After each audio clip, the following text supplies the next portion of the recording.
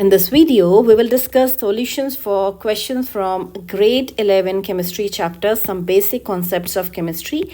And today we will cover question 1.1 to 1.6. So question 1.1.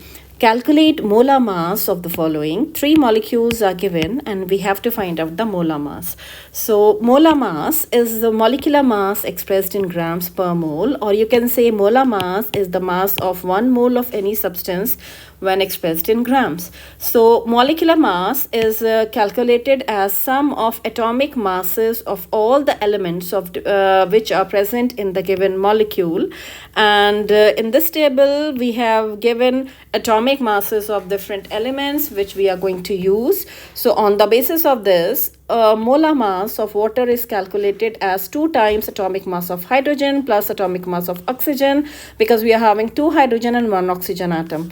Molar mass of carbon dioxide is calculated as atomic mass of carbon plus 2 times the atomic mass of oxygen, because we are having 1 carbon and 2 oxygen atom, and it is calculated as 44 grams per mole. And lastly, the molar mass of methane is calculated as atomic mass of carbon plus 4 times the atomic mass of hydrogen, because we are having here 1 carbon and 4 hydrogen atom in methane molecule.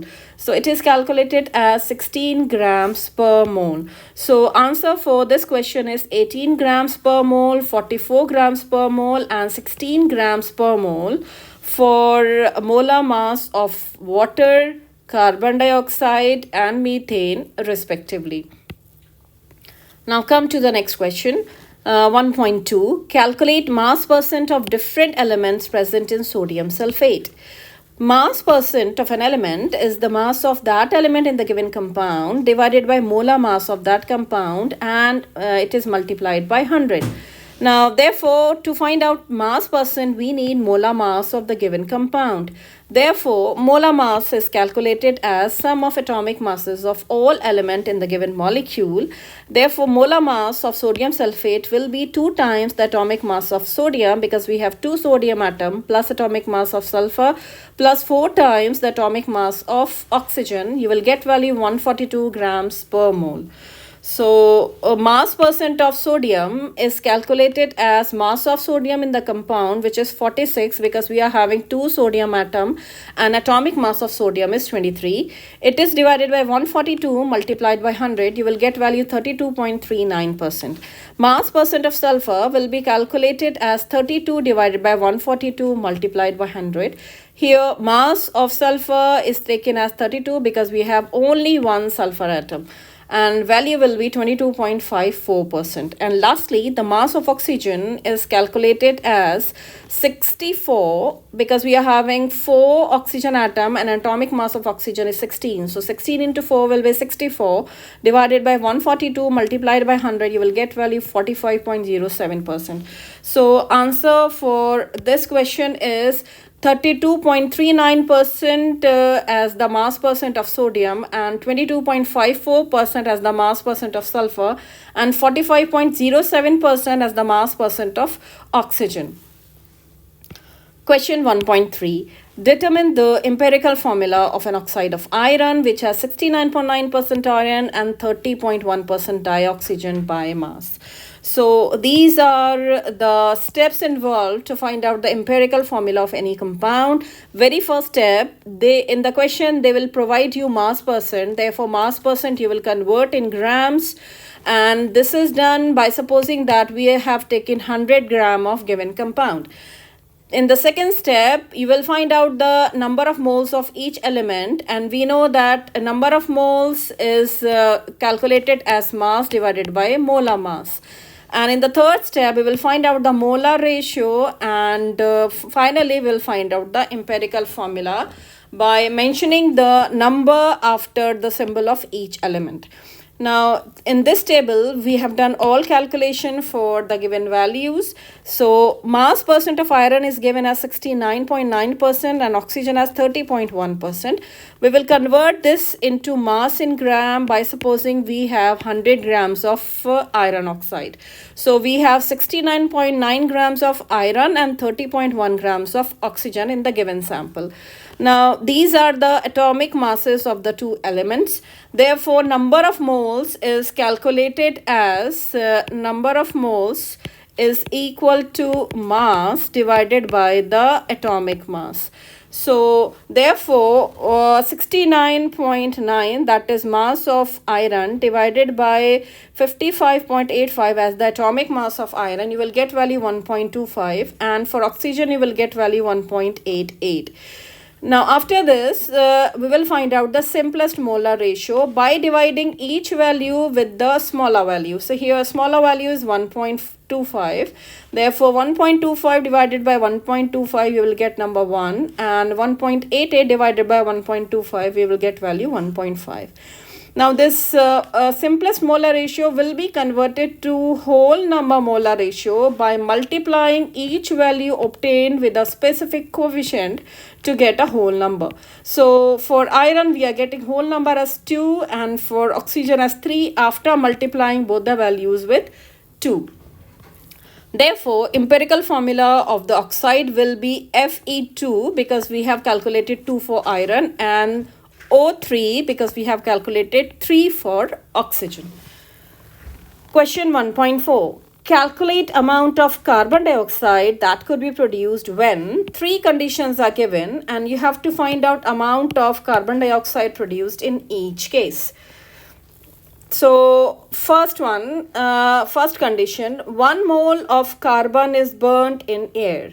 So, according to the balanced chemical equation, 1 mole of carbon will require 1 mole of oxygen gas to give 1 mole of carbon dioxide, or 44 grams of carbon dioxide. So, in the first condition, they have given you 1 mole of carbon, which is 12 gram, and it is burnt in some sufficient supply of air. Therefore, it will undergo complete combustion to give you 1 mole or 44 grams of carbon dioxide. So, for the first condition, answer is 44 gram or 1 mole of carbon dioxide. Now, for the second one, 1 mole of carbon is burnt in 16 gram of dioxygen. So, here we have 16 gram or half mole of oxygen for 1 mole of carbon. Therefore, oxygen is acting as a limiting reagent. And so, half mole or 16 gram of oxygen is sufficient only to bring about combustion of only half mole of carbon, that is 6 gram. And you will get half mole of carbon dioxide or 22 grams of carbon dioxide.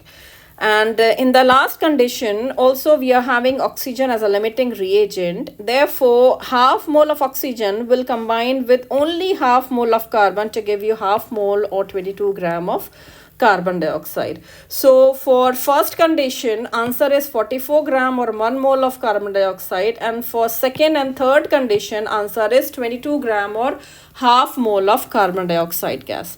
Now, question 1.5. Calculate mass of sodium acetate required to make 500 ml of 0.375 molar aqueous solution, and they have given you molar mass of sodium acetate. So, here we have to prepare 500 ml of 0.37 molar aqueous solution. So, molarity of the solution is 0.375, and we know molarity is number of moles of solute in 1 liter of solution. That means in 1000 ml or 1 liter aqueous solution, we have 0.375 moles of sodium acetate. But we need to prepare 500 ml, that is half of 1000. Therefore, in this volume, we will have half mole of the given quantity, that is 0.375 divided by 2 moles of sodium acetate. Now, we know that number of mole is equal to mass over molar mass. Therefore, mass of sodium acetate is calculated as number of moles of sodium acetate, that is 0.375 divided by 2 multiplied by molar mass of sodium acetate, which is given in your question. Therefore, mass will be calculated as 15.3 grams. So, answer for this question is 15.3 grams of sodium acetate will be required to prepare 500 ml of 0.375 molar aqueous solution. Question 1.6. Calculate concentration of nitric acid in moles per liter in a sample which has density 1.41 grams per ml and mass percent of nitric acid is 69. So what is given to you in this question? They have given you mass percent of nitric acid, which is 69. So from 69% we will find out the mass of nitric acid as 69 gram by supposing that we have 100 gram of nitric acid solution. Now molarity is number of moles divided by volume of solution in liters. So to find out the concentration in molarity, we need number of moles of solute and the volume of solution in liters. So number of moles of nitric acid is calculated as mass divided by molar mass. Mass we have taken here 69 grams. So 69 divided by molar mass of nitric acid, which is 63. You will get value 1.095 mole. And the molar mass of nitric acid is calculated from atomic masses of all the atoms of different element which are present in the given molecule. So volume of nitric acid will be equal to mass of the solution divided by density of the solution. As you know, density is equal to mass upon volume. Therefore, volume is equal to the mass over density. So mass of your nitric acid solution in the beginning we have taken as 100 gram. So therefore 100 gram density is given in the question. Therefore volume is calculated. So lastly, we will find out the concentration of nitric acid in terms of molarity of nitric acid as number of moles divided by volume of the solution in liters. So you will get answer as 15.44 m or molar, or you can say 15.44 moles per liter. Thanks for watching our video. Don't forget to like and subscribe as we will be posting more videos on this topic soon.